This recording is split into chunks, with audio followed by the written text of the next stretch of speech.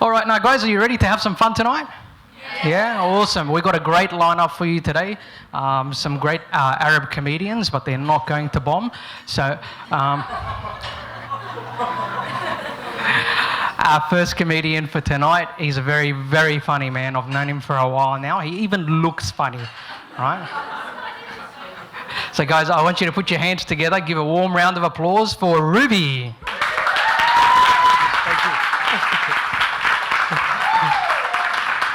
All right, thank you guys. How's everybody doing tonight? Good? Good to hear. So let me introduce myself. My name is Rouby. Hi mate, how you going? Yeah, thank you. Okay, so the way you spell my name is R-O-U-B-Y. It's not R-U-B-Y. It's not even R-U-B-I. The main reason is, I guess us as Egyptians, we've managed to cause a lot of damage to a lot of things. You know, let's take the English language as an example and break down that name category, okay? So we've got an issue with spelling. Of course, my name is R-O-U-B-Y because it's Rouby. Of course, R-U-B-Y will be Rouby, but it's not Rouby. I've got a friend of mine his name is Marco.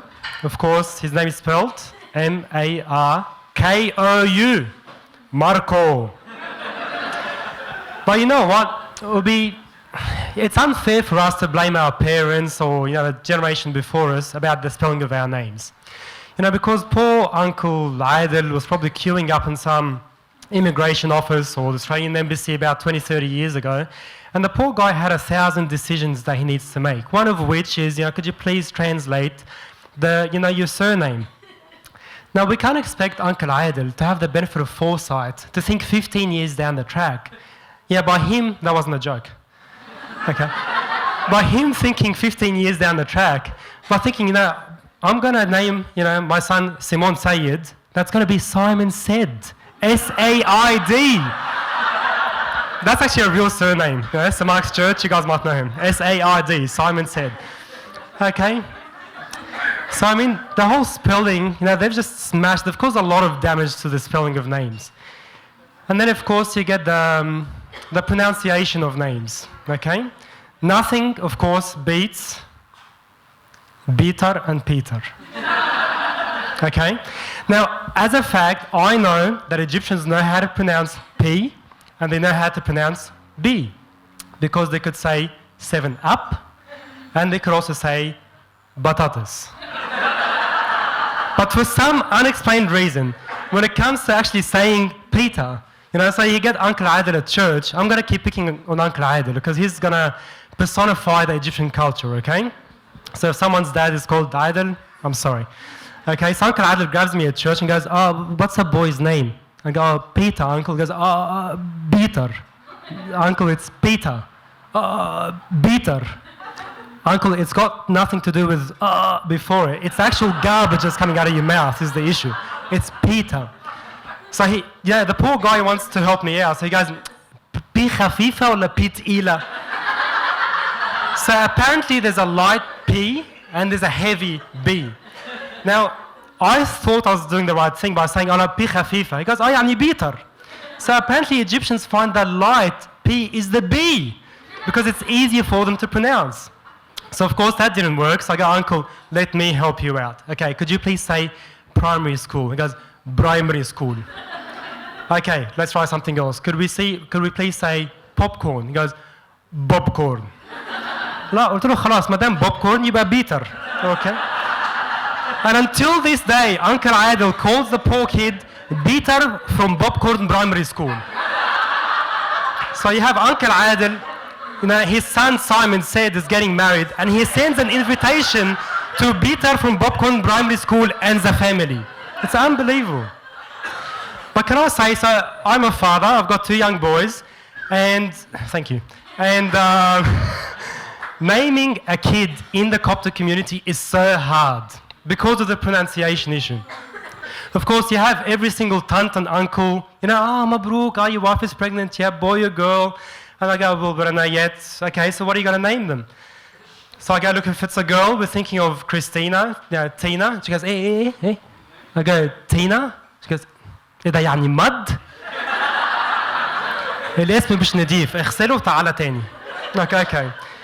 Okay, and of course, you get Matthew, Matthew صعب الناس مش بتعرف تقول. People can't pronounce Matthew. It's like, no, you're having an issue with Matthew. Everybody else knows how to pronounce Matthew just fine. So I actually went against their advice, and I decided to name my son Paul. Okay, you guys know St. Paul, like the guy that wrote half of the Bible.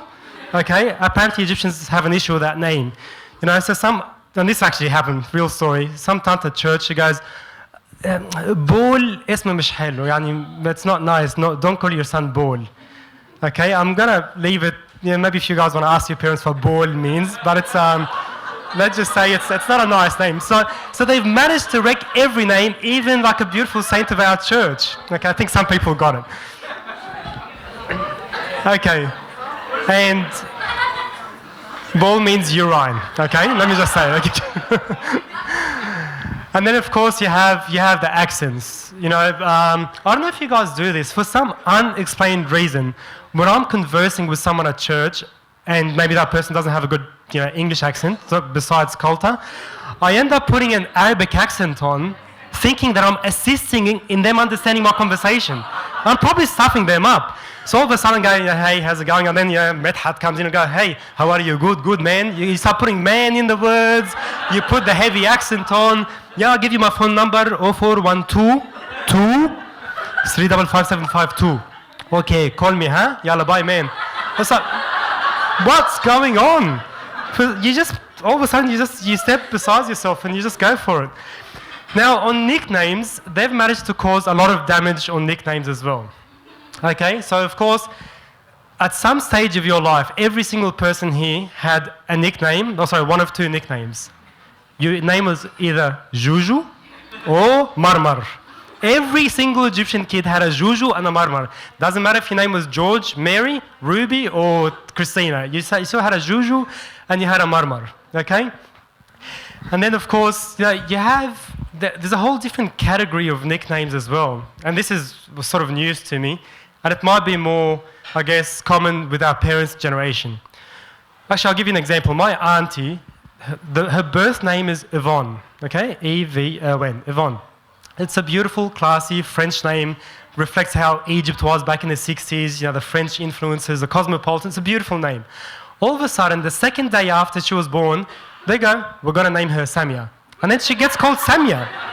And then her nickname gets based on Samia. So she goes from Yvonne to Samia to Samson.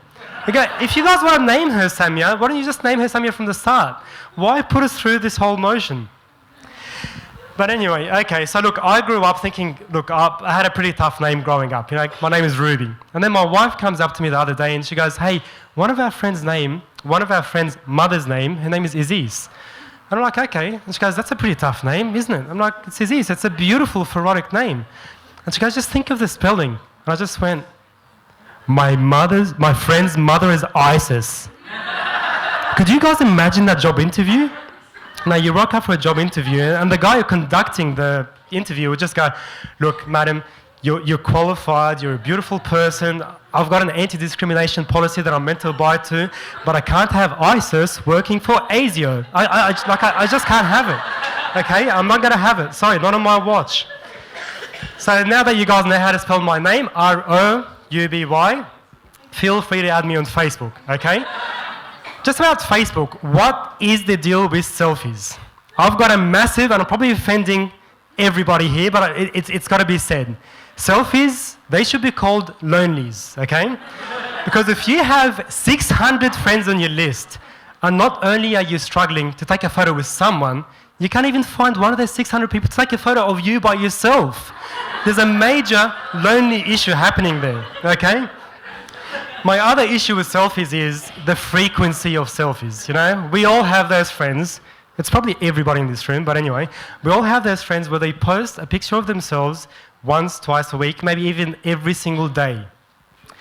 Now, if the main aim of a selfie is to remind us of what your face looks like, as a friend of you, I find that quite offensive, because what you're saying to me is you're pretty much calling all your friends, you consider us as goldfish. All of us have a serious case of amnesia.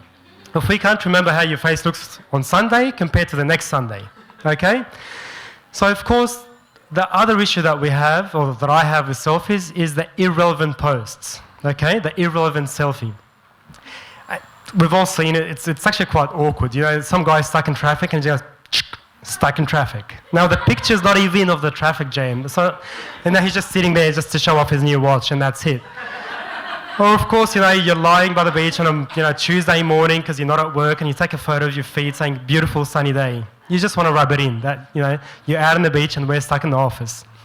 Okay? Now, I also happen to know that it's a beautiful sunny day. Do you know how?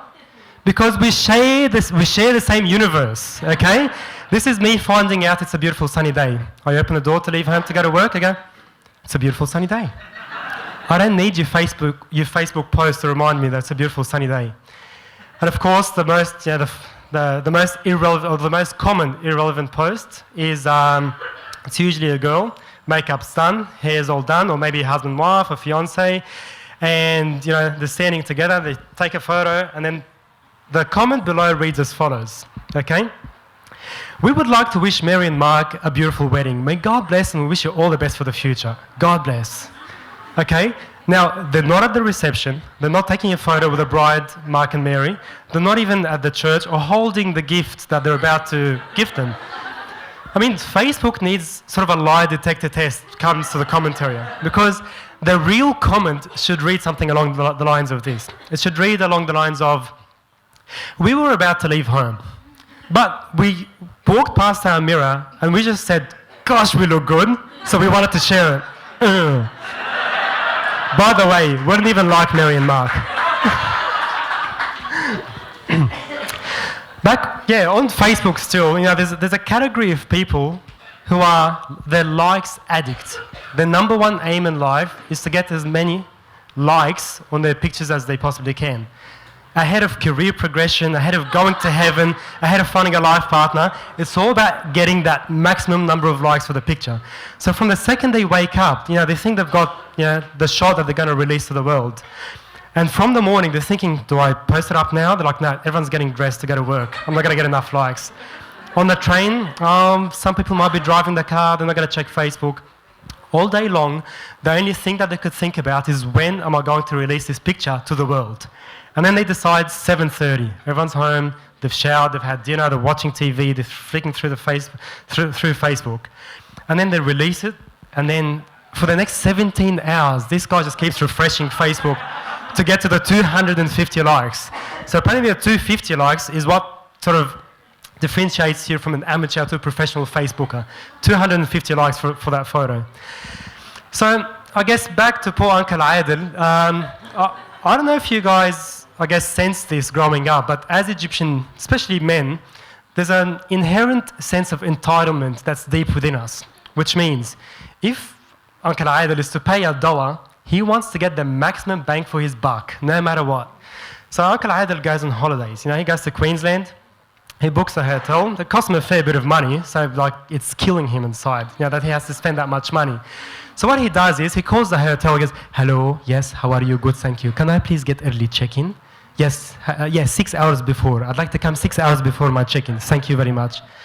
Of course, he rocks up and the room's not ready. And he goes, yep, thank you. Can I just leave my bags here? He goes, can I get the open buffet breakfast? So the reason why he's doing the early check-in is because he wants the breakfast on the day that he's checking in. Everybody knows you get your breakfast after your first night, but he wants to get to that early breakfast. You know, so Adel and Wafa and Simon said, and all of them, they end up going across. Someone's mum might be named Wafa, sorry. And then they go to the open buffet. Now, this is how normal people read the sign open buffet. They just go, open buffet breakfast.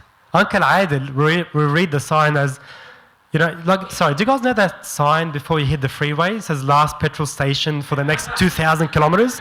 That's how Adel reads it. It goes, open buffet breakfast. This is your last meal before your next paid meal. Make the most of it, okay? Like, I actually think you lose your Egyptian citizenship if you end up paying for lunch if you have an open buffet breakfast. It's a known rule. If you have an open buffet breakfast, you should never pay for lunch, never.